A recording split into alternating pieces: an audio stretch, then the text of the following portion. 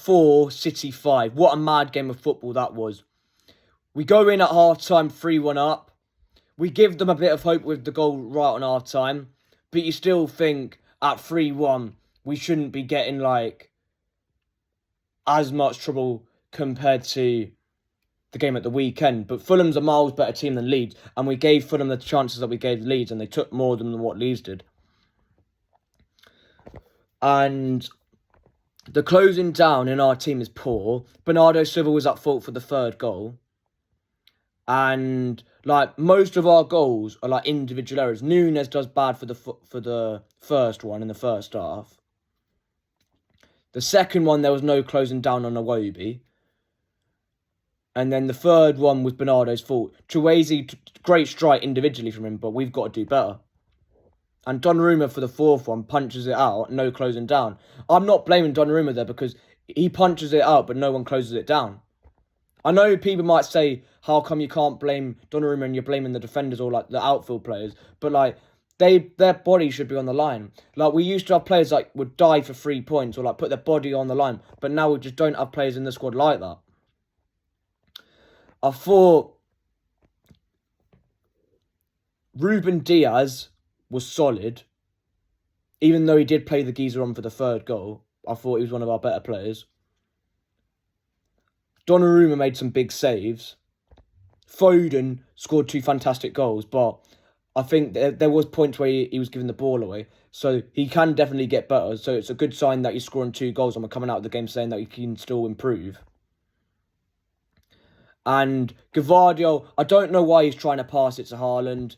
He really should have shot there, but he did make up with the clearance off the line, like, pretty much last kick of the game to salvage us all 3 points. But, like, it's too many, like, our attacks, like, doing really well, but it's still missing chances. Like, Haaland hit the post twice tonight. Especially that one in the second half, I still keep thinking about that. Because if he scores that, I think maybe the game's completely different and we go on to win the game a bit more comfortably. But, like, I know you get mad games in the season, but we've had 2 mad games, like, in the space of a week. We need to tighten up the defence. You need to get Aït-Nouri in because O'Reilly's looking knackered. And you need to get Kuzanov in because Nunes is starting to get exposed now. Teams are targeting him as a weakness within our team. And I think he's getting found out at right back. Bernardo, you can't be starting him because he's good to, like, not control a game, sorry. See out a game to, like, help you keep the ball a bit better. But, like, to start a game and control a game against, like, a team like Fulham away from home, or, like, any, like, big game, really, then I don't think Bernardo's it anymore. It's sad to see because I love Bernardo Silva and he's a legend of this football club, but I think the summer's the right time for him to leave. It pains me to say it, but sometimes you've just got to move players on and just players come and go, you know what I mean? But, like, we just can't keep defending like this. Like, there's no closing down at all. Yes, our individual quality is getting us through games, but, like, we need to stop taking our foot off the gas when we go, like, 5-1 up or, like, 2-0 up. We just need to keep going, trying to score more goals and putting teams away and putting games to bed. I thought Doku, his goal got put down as an own goal because it was a deflection. But I think he did get a good assist, but he was giving the ball away tonight. Like, we was really sloppy in possession. It was our individual quality that was making the performance look better than what it actually was. And, like, from the point onwards, when it was 5-1, they was all over us for like, the rest of that game. And Savinho came on. He couldn't hold the ball up. Stones came on. I love him to pieces, but he was even passing the ball out of play. Like, we can't control games the way that, like, say, a formidable City side did, even 2021 side did. Like, we won the League Cup and the Premier League, and we lost in the Champions League final to Chelsea. Like, there's been so many teams that we've had that have been so much better at controlling games than this current team, and we never used to concede this many as well. But in the last, like, 3 seasons, our defence has been poor. But just, like, 24-25 and 25-26 has been extremely poor. Like, the last time we kept a clean sheet was against Liverpool. I don't know what's happened with our defence since the international break. Because even before the international break, teams were getting chances, they just weren't taking them.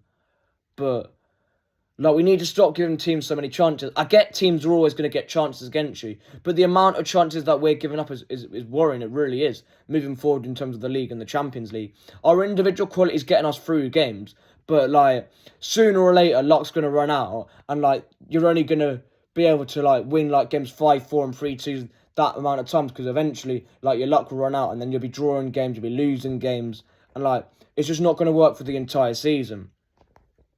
We've got Sunderland at home on Saturday. Yes, their home form is drastically better than their away form, but they're going to come and give it a really good go, because they've seen what Fulham have done and what Leeds have done to our defence, and think they have some of that, and they can score a few goals against us as well. But we've really got to sort the defence out, because it's been a problem all season, and it's always been a situation where our attack's been miles better than our defence all season. And I don't know why, like, we've not got many players that can, like, chase balls down anymore. That's why we need, like, someone like Camavinga in that midfield to, like, put challenges and put their body on the line. I know people will say Elliot Anderson and Adam Wharton, but I personally think with the prices that Crystal Palace and Nottingham Forest are asking for, it's just way too much. And I think at the moment, because I think they get better as their career goes on, I think I'd wait for a while if I was going to pay that. I know people will probably say that teams will snap them up then, and yeah, you're probably right, they probably will, but for me, we can't be affording like teams, I mean players to like come in and like take a year or so to settle in, because we need players that are already proven players, like whether it be in the Premier League or Champions League, proven players that have got quality and won't need that much time to bed in, because other than Haaland, there's not been many players that have come in the Pep Guardiola era and set the world on fire from their first season onwards, like their first season onwards, they've set the bar like so high from their first season. Like most of our signings have took a year or so to bed in, but we can't afford to have players like that anymore. But that's all I've got to say. And big 3 points, but the defence really needs to improve and stop giving us a heart attack, please.